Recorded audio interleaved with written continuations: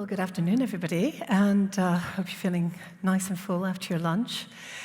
I want to tell you about a little international flight that I had recently where I sat next to a passenger, and immediately he started conversing with me, and he says, "So tell me more about what you do, what you work with, where you're from," all these fine questions that you get at the start of an international flight, 6+ hours or longer. I said, well, I feel really lucky because I get to work in the tropics, places like Belize and Panama, Honduras, Cape Verde, and more, places like you see in this island.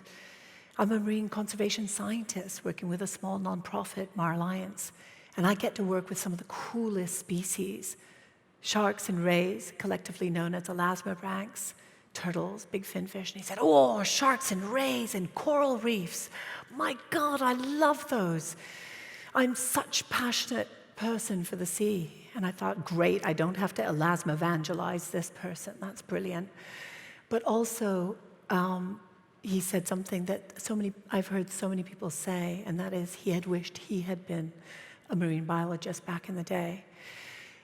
That enthusiasm for sharks and rays and the marine realm, unfortunately, is not shared throughout much of the tropics. What we're seeing, unfortunately, is that there is not a big love for sharks and rays. They're more foodstuff. The lack of understanding for these species has led to a massive decline. In fact, 37% of sharks and rays are now listed as threatened with extinction, mainly because they're foodstuffs and they're caught as directed, targeted, or bycatch fisheries. So, what are the explorations? What are the next frontiers for sharks? Well, we've had tons of them over the years. One of the key findings that we're coming up with are new species. Remarkably, we have 540 species of sharks, and we've beetled 10 minutes away from our office in Belize to find in the deep sea a new species of six-gill shark, Hexanchus fitulus, and we're finding from our colleagues a new species coming out in markets around the world almost every month. Same with rays that count over 600 species. And when we apply some of the new technologies, such as environmental DNA, where you're just filtering masses of water in areas where you think you might find certain species that have long been lost, like the sawfish, lo and behold, you come up with some new discoveries. And you also find new ways of being able to identify the diversity of species. Here I'm in the remote Darien of Panama, filtering miles of the river in order to look for sawfish. But some of the most amazing discoveries by colleagues is in the age and growth of some of the species that we're studying. They're not just 5 or 10 years old. This Greenland shark, as some colleagues of ours found, are actually reaching the ripe old age of 400 or even 500 years. Imagine that. Back in the time of Jefferson, we had some of these Greenland sharks actually plying the waters. And we know that because we're able to bomb radiocarbon, their eye lenses. And we're using some of these techniques in aging some of the tropical species. And that's completely changing people's mindsets in how old these animals can get and how fisheries and conservation need to be thought of moving forward. So the passenger next to me was asking me all these questions about discoveries. And one of the questions he said, "So how many sharks are there?" And I said, "Whew, that's kind of the holy grail, really. We know there's about 20,000 lions in the world. But sharks? It took us 20 years of collected work across multiple scientists to figure out that whale sharks count about 2,167 animals in the Western Atlantic. And in Belize alone, it took 10 years, multiple efforts throughout the country, many people involved, especially fishers and guides, citizen science, to come up with an upper limit of 14,300. These discoveries are really helping us rethink the world of sharks. These are not shark-infested waters. They're very far and few between.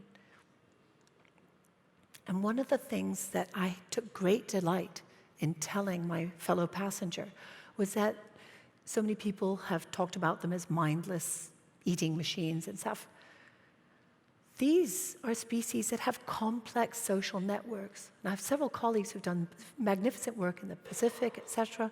We've done some great work in Belize, just looking at how Caribbean reef sharks relate to one another, and how some Caribbean reef sharks will hang out with some other sharks, and definitely not others. Very similar to us. The females will partition, the males will go off in their own area, juveniles as well. And so those are some of the frontiers in our understanding that where we need to keep making discoveries. And I'm showing you this picture of a swimming hammerhead because you might look at this and go, hang on, what is this hammerhead doing? It's swimming on its side. This is one of these unusual discoveries that we found through the course of our work in monitoring sharks and rays, turtles and big fin fish throughout many countries where we work, Mexico, Belize, Guatemala, Honduras, Panama, and more. And we did a little subset discovery into great hammerheads because they are critically endangered to extinction. Put on these cool tags that are like your phones. They can kind of measure pitch, yaw, and everything. And we thought the tags weren't working until we reanalyzed the data in a different way, and we realized these animals are actually swimming on their side because they're using that evolutionarily large fin of theirs to give them more lift and save 10% of their energy. I wish we could do that with our cars these days so we could save on gas prices, to tell you the truth. And some of the other discoveries that we're making are the large migrations, such as tiger sharks. Here, just south of here in Cape Verde, where we've done a lot of shark work, putting satellite tags on tiger sharks and watching where they go, gave us a brand new insight into tiger sharks. Big female went all the way to Brazil, really enjoyed the caipirinhas there apparently, and then headed back to Cape Verde. Whether one is the pupping ground or the other the foraging ground, we're not sure yet. So again, there's so much more to discover in the world of sharks. But you'd think with all of these discoveries, and my fellow passenger was so excited to hear more about the details of tons of discoveries, both ours and of our colleagues, which makes you wonder then how is it that in so many places, especially in the tropics, there is still so much contempt for these incredible animals that live in the tens or hundreds of years. And this is where I think the next frontier of exploration is changing how we do exploration. It's ensuring that we actually include locals in our exploration. All of my work has been done with traditional fishers and local students, and they have great curiosity. They found great discoveries. They just don't have necessarily the wherewithal to be able to carry them through to the stage as I'm doing today. And we don't all work in large boats like Monaco Explorations, which were fantastic. They came down to Cape Verde, had incredible discoveries with them on tiger sharks, whale sharks, mantas, and more. We work out of small boats.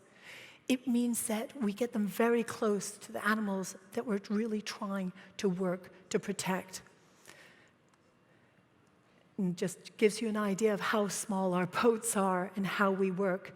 And we keep the animals in the water. This is very important because we really believe in the strong ethics of keeping them healthy. And this is just to give you, that's just a nice little release of a Caribbean reef shark into the azure blue waters of Belize. And we don't just stick to sharks and rays. We're working with a whole host of other iconic species. So the man in the white that you see in this picture here, Ivan, he used to catch turtles and eat them. And now he revels in catching them for conservation science. Here we've got a satellite tag. It's a huge male loggerhead. We think that this guy is 70 years old. He's been plying the seas since the 50s. And he's giving us new insights into what male turtles are doing. And this is very important because climate change is really hitting male turtles far harder than females. And we need to understand what turtles are going to be facing challenge-wise, especially adult turtles in the water, as time goes on. And all of their learning, they're carrying over to other people, decision makers from the Dutch Caribbean, learning about age and growth from one of our fishers, to undergraduate and graduate students also learning from these professors of the sea who have PhDs of the sea, and then taking all of this knowledge and excitement on to the greater public and inspiring the next generation, because really, this is really where the frontier is, getting the next generation engaged so that they too become the future explorers and also active stewards. And this is key and critical. This young man was about to kill the nurse shark. I call them the puppy dogs of the sea. But he didn't understand that they take so long to grow to maturity. They're very important to the reef health. And after half an hour spent with him, he relented and he said, "My gosh, I'm letting it go, but how can I join your efforts? I want to learn more. I want to become a marine biologist." And just to show that we're not just working with one generation, the man in the back is Eloy Cuevas, one of the first fishermen I worked with in Belize in the late 90s. And now, where you see the two arrows, I'm working with his sons. And I'm working with the sons of many other fishermen. I don't know how this is possible because I'm only 29 years old. And the main reason for this is because I don't want some of these amazing species to only be left as relics on the wall, as aged photographs. It's really important that we get these local, curious explorers in the communities out and about so that they can become the stewards. Like last year, we had the most incredible discovery. I've been looking for large-tooth sawfish for 25 years, and our team of local Embera indigenous folks and local fishermen in the remote Darien of Panama actually found the first large-tooth sawfish that had been caught alive and released in 30 years in Central America. So we're very excited to basically promote collaborative and inclusive exploration. And this is really the steps to take to ensure that we do this, that it's not parachuted in and parachuting science and parachuting exploration, that it's really inclusive and bottom up. And this is absolutely key and critical. Because with that, with greater local ownership, you will see greater active stewardship. And from there, you're going to start to see rewilding, because that's one of our big goals, repopulate the seas with these iconic species. Absolutely critical for the health of the oceans, the health of the reefs and habitats.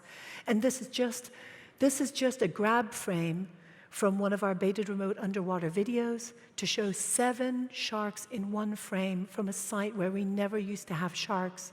We are actually seeing sharks coming back in areas that are managed, properly conserved, and where fishers have decided not to fish sharks.